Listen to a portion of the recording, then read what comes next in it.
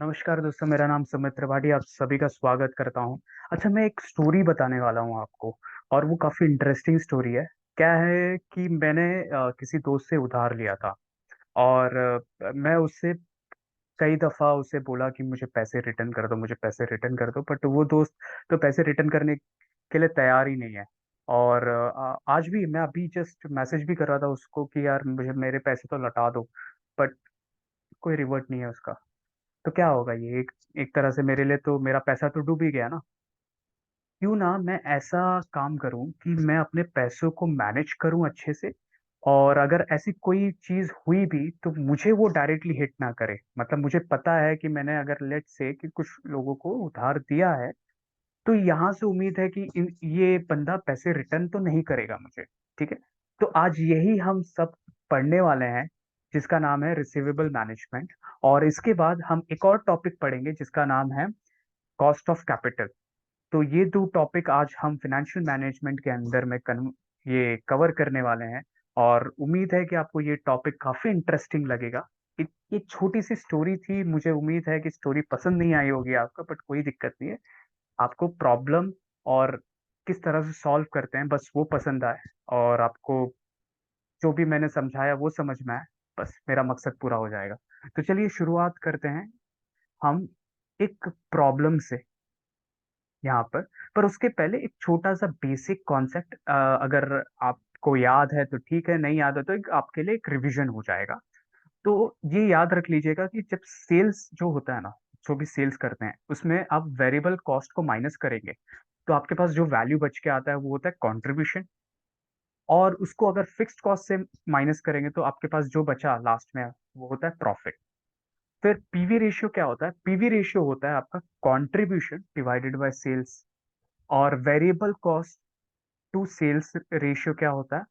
वही 1 minus PV ratio का जो भी परसेंट, मतलब 100% माइनस पीवी रेशियो का जो भी परसेंटेज आया, तो वो हो गया आपका variable cost to sales ratio. ठीक है, ये कॉन्सेप्ट यहाँ तक ही था और इसका उपयोग हम करेंगे रिसीवेबल मैनेजमेंट के अंदर में। देखिए, यहाँ पर पहला प्रॉब्लम दिया गया है। एक कंपनी है, currently has a annual turnover of 10 lakh and average collection period of 45 days. The company wants to experiment with a more liberal credit policy on the indicate which of the policies, माफ कीजिएगा थोड़ा धुंधला है, but मैं पढ़ने की कोशिश करूंगा। of the following of the policies you would like the company to adopt। यहाँ पे क्रेडिट पॉलिसीज दिए गए हैं और यहाँ पर आपको दिया गया है increase in collection period, increase in sales, percentage of default. यानी कि एक कंपनी है जिसका टर्नओवर है 10 लाख रुपए, और वो अभी जो क्रेडिट पॉलिसी उन्होंने दिया है वो है 45 डेज। अब यहाँ पर उन्होंने बहुत सारे क्रेडिट पॉलिसी लिखे हैं कि मान लीजिए कि ये सब 4 क्रेडिट पॉलिसीज हैं, और यहाँ पर अगर हमने क्रेडिट पॉलिसीज को इंक्रीज किया तो सेल्स कितना इंक्रीज होगा, तो वो सब दिया गया है। तो अगर हमने इंक्रीज किया 15 डेज से, 30 डेज से, 40 डेज से, 60 डेज से, तो ये सब इंक्रीज होंगे, इतने सेल्स इतने इंक्रीज होंगे। और उसके अंदर में ऐसे कितने लोग होंगे जो डिफॉल्ट होंगे। तो अगर अभी कुछ लोग डिफॉल्ट हो रहे हैं, तो अगर हमने 15 दिन और बढ़ा दिया, मतलब 45 डेज प्लस 15 दिन और बढ़ा दिया, तो 2% डिफॉल्ट केसेस पाए जाएंगे। और वैसे ही हमने सेकंड पॉलिसी अडॉप्ट किया 3%, एंड लास्ट पॉलिसी अडॉप्ट किया तो 6%। तो ये है, the selling price of a product is 5 rupees 5 है। Average cost per unit at the current level is rupees 4, and the variable cost per unit is 3। The current bad debt loss is 1%। अभी मौजूदा जो company credit policy पास कर रही है, वहां पर bad debt क्या है? 1% है, and require rate of investment is 20%। Okay, a year can be taken to come to comprise of 360 days. ठीक है, यहाँ पर दिया गया है सभी चीजें। तो अब चलिए इसको सॉल्व करते हैं और देखते हैं कि क्या है ये। यहाँ पर आप देख सकते हैं the selling price of the product is ₹5, selling price दिया गया है 5। फिर इसके बाद वेरिएबल कॉस्ट क्या दिया है, वेरिएबल कॉस्ट दिया गया है यहाँ पर 3। तो 3 को हम माइनस करते हैं, देखिए selling cost minus variable cost is contribution. और फिर ये फिक्स्ड कॉस्ट से मैं माइनस कर दूंगा कंट्रीब्यूशन को, तो प्रॉफिट आता है। ठीक है, तो यहाँ ये तो अभी नहीं करना है, हमें कोई जरूरत नहीं है, बट कंट्रीब्यूशन तक आपको समझ गया कि सेल्स माइनस वेरिएबल कॉस्ट किया तो आपको आया कंट्रीब्यूशन। तो सेल्स आपको दिया गया है 5, और वेरिएबल दिया गया है आपका माइनस, ये 3 हुआ तो -3, यानी कि कंट्रीब्यूशन आपके पास आया 2। ठीक है, पीवी रेशियो क्या हुआ, पीवी रेशियो हुआ आपका कंट्रीब्यूशन अपॉन सेल्स। तो कंट्रीब्यूशन आपके पास है, सेल्स है आपके पास, और कंट्रीब्यूशन अपॉन सेल्स आपने किया, तो यानी कि आपके पास आया PV ratio. PV ratio 2/5 into 100 is 40%। और variable cost to sales ratio क्या है, 100% माइनस 40%, तो ये आपका variable cost to sales ratio आया, जो है 60%। ठीक है, अब देखते हैं, हम एक स्टेटमेंट बनाते हैं ऑफ रिसीवेबल मैनेजमेंट, और वहां पर हम कुछ पॉलिसीज लेते हैं, राइट। पॉलिसी 1, पॉलिसी 2, जो भी चीजें दी गई है वो हम लिखेंगे यहाँ पे। यहाँ पे कुछ पर्टिकुलर्स रहेंगे। देखिए, इसे मैं थोड़ा ये छोटा करता हूँ, और आप यहाँ पर देख सकते हैं।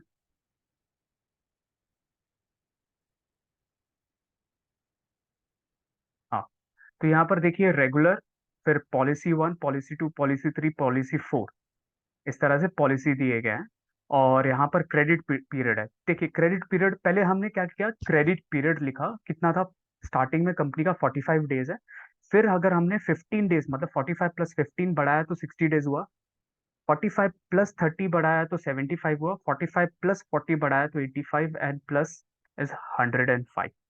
इसके बाद सेल्स, हमने सेल्स लिखा है यहाँ पर। यहाँ पर अगर हमने ये बढ़ाया, 50,000 बढ़ाया तो इतना हुआ, और बढ़ाया तो इतना, मतलब अभी मौजूदा है 10 लाख। 10 लाख प्लस 50,000 इस 10,50,000, फिर उस पर बढ़ाया हमने 80,000, तो 10,80,000, इस तरह से हमने बढ़ा दिया।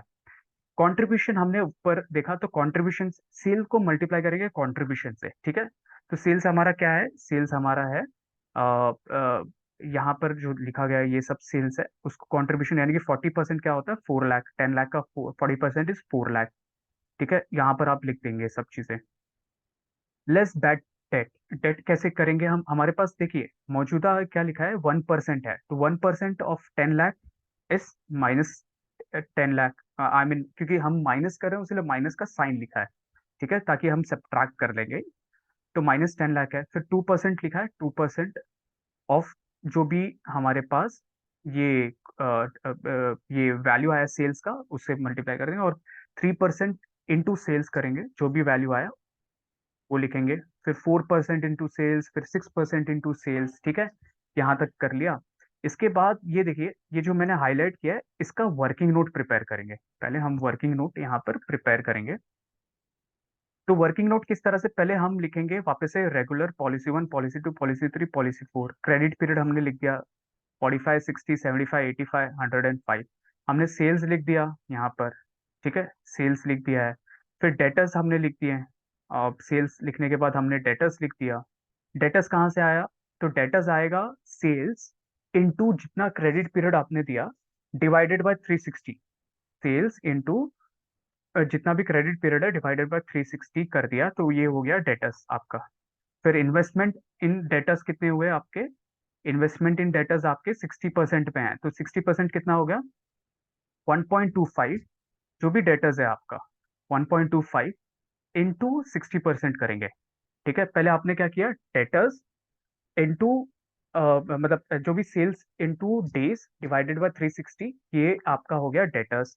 इन्वेस्टमेंट आपको यहाँ पे दिया गया है, कितना है, सॉरी, यहाँ पे दिया गया है, देखो 60% है variable cost to sales ratio, जो आप लिख देंगे variable cost to sales ratio. आप लिख देंगे। आप क्या करेंगे, इसके अंदर में जो भी डेटर्स का वैल्यू आया उसको मल्टीप्लाई कर देंगे 60% से, तो आप लिख दीजिए। Return on investment in debtors दिया है 20%। तो इसका 20% लेंगे, आपके पास जो इन्वेस्टमेंट इन डेटर्स आया उसका 20% लेंगे, उसका 20% लेंगे, उसका 20% लेंगे, और जो भी आपके पास वैल्यू आया वो आप यहाँ पर लिखते हैं। ठीक है। और फिर आप उसको क्या करेंगे, जो भी वैल्यू आया 4 लाख माइनस 10 लाख माइनस 15, जो भी आएगा आपका ये प्रॉफिट होगा। ठीक है, 4 लाख, फिर हम करेंगे ये प्लस ये, तो क्या वैल्यू आया, 3,75,000। इसी तरह से आपको हर वैल्यू आएगा। इसमें से सबसे बड़ा नंबर क्या है, 3,78,000। तो जो प्रॉफिट ज्यादा रहेगा, ऑफकोर्स जहां पे प्रॉफिट ज्यादा है वो चीज आप लेंगे। तो यहाँ पर 3,78,000 आप लेंगे। तो policy one is the best option as a profit. तो मुझे समराइज करने दीजिए कि क्या क्या चीजें हमने देखी। हम क्या करेंगे, सबसे पहले हम फाइंड आउट करेंगे कि इसका पीवी रेशियो क्या है। ठीक है, मतलब कंट्रीब्यूशन कंट्रीब्यूशन परसेंटेज क्या है। तो फिर हम सब पॉलिसीज को लिखेंगे, करंट मौजूदा जो भी पॉलिसी है सब पॉलिसीज को लिखेंगे। सेल्स लेंगे, पहले क्रेडिट डेज लेंगे, फिर उसके बाद सेल्स लेंगे, सेल्स से कंट्रीब्यूशन करेंगे। कंट्रीब्यूशन में फिर हम क्या करेंगे, बैड डेट्स को माइनस करेंगे। बैड डेट्स किसको कैसे माइनस करेंगे, जो भी सेल्स है इनटू जो भी बैड परसेंटेज है, मतलब जो भी परसेंटेज है डिफॉल्टर्स के, उससे मल्टीप्लाई कर देंगे तो बैड डेट्स हो गए, उसको हटा देंगे। फिर उसमें से हमारे पास रिटर्न ऑन इन्वेस्टमेंट, तो रिटर्न ऑन इन्वेस्टमेंट में हम पहले डेटर्स का वैल्यू फाइंड करेंगे, और उसको फिर हमारे पास जो भी बैलेंस इन्वेस्टमेंट इन डेटर्स, मतलब आपके पास ये जो वैल्यू आएगा ना, variable cost to sales ratio, उसे आप लिखेंगे, और उसको फिर आप माइनस करेंगे return on investment in debtors. ठीक है, तो आपके पास जो वैल्यू है वो वैल्यू आप इसमें पुट कर दीजिए, और फिर आप प्रॉफिट निकाल दीजिए। तो काफी आसान है ये सॉल्व करना, रिसीवेबल मैनेजमेंट। इसके बाद ये दूसरा प्रॉब्लम है, दूसरा प्रॉब्लम भी सेम है, यहाँ पे देख सकते हैं। एक कंपनी है, has present annual sales level of 10,000 units at a ₹300 per unit. ठीक है, यहाँ पर 300 पर यूनिट दिया गया है। ठीक है,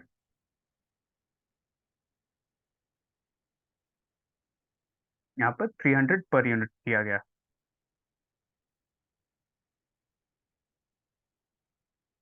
हम्म, तो इसे हम देखते हैं कि क्या है ये, और फिर सॉल्व करते हैं। देखिए क्वेश्चन में क्या दिया गया, CA में 1996 H Limited has a present annual sales level of 10,000 units at rupees 300 per unit.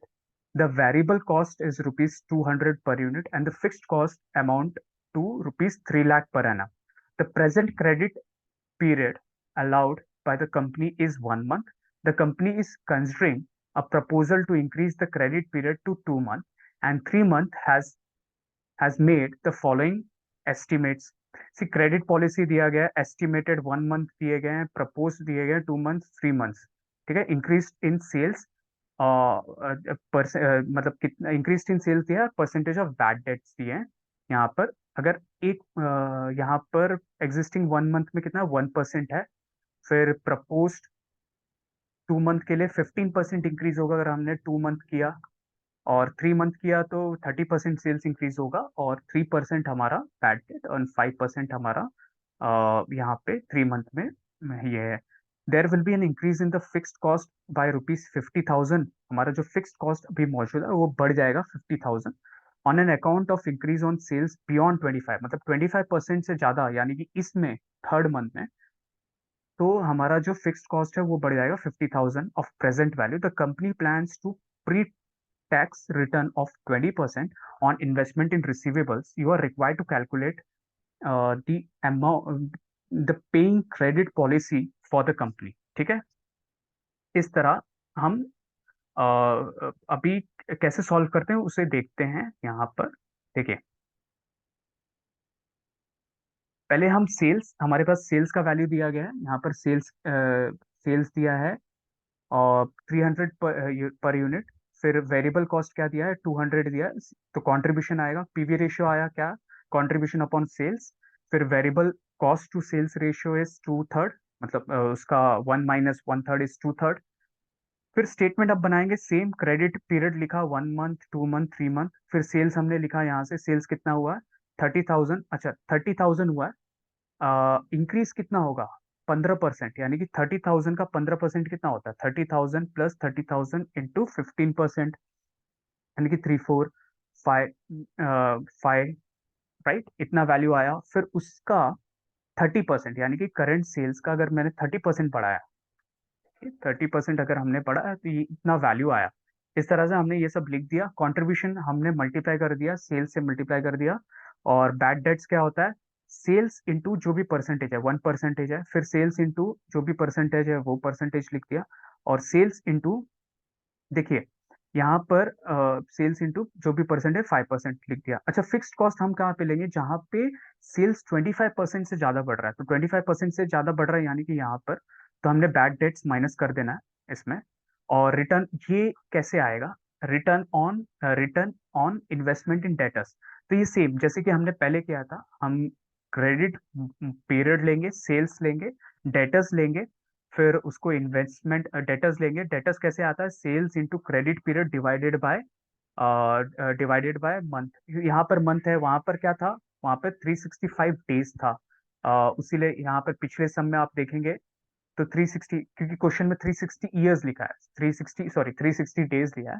तो 360 डेज हमने डिवाइड किया था। सिंस यहाँ पे मंथ है तो स्वाभाविक सी बात है हम 12 से डिवाइड करेंगे।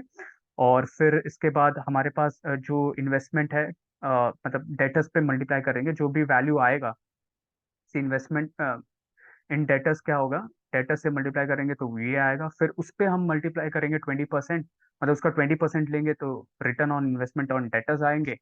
और उसको हम यहाँ पर हमने पुट कर दिया, और फिर प्रॉफिट यहाँ पर आ गया। फिर किसे लेंगे, जिसका प्रॉफिट सबसे ज्यादा है उसको हम एक्सेप्ट करेंगे। तो 9833 ये हमारा पॉलिसी वन है, तो पॉलिसी वन को एक्सेप्ट करेंगे। तो ये है रिसीवेबल मैनेजमेंट। अगर आपको थोड़ी भी कोई दिक्कत हो तो आप एक बार वापस से पीछे जाके वीडियोस को एक बार देख लीजिए, प्रैक्टिस कीजिए, और ये टॉपिक जरूर समझ में आएगा आपको। अब आते हैं बहुत सिंपल टॉपिक, इसके बाद आता है कॉस्ट ऑफ कैपिटल। तो कॉस्ट ऑफ कैपिटल के अंदर में बहुत सिंपल है, जो ग्रीन कलर का ये इस तरह से क्वेश्चन होता है। तो यानी कि कंपनी ये डिसाइड करती है कि मेरा इक्विटी कितना होगा और डेट्स कितना होगा, और इन सबको मिला दें तो मेरा कॉस्ट ऑफ कैपिटल कितना होगा, मतलब। और मैं इसमें weighted average cost of capital find करता हूँ।